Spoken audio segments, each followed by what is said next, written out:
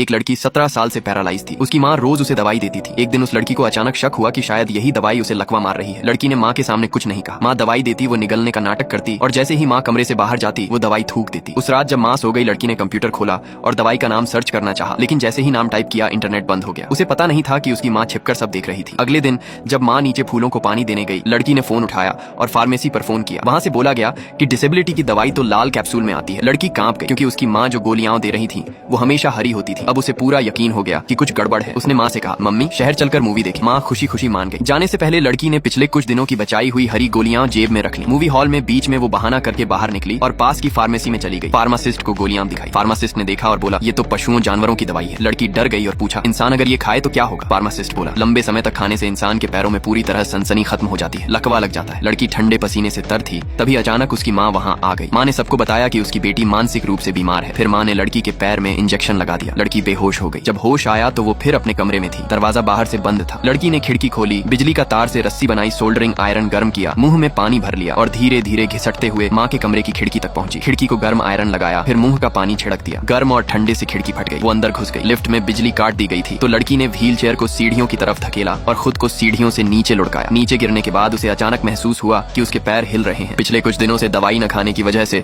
पैरों में थोड़ी जान आई थी। दर्द सहते हुए वो तेजी से भागी और उस डरावने घर से निकल भागी।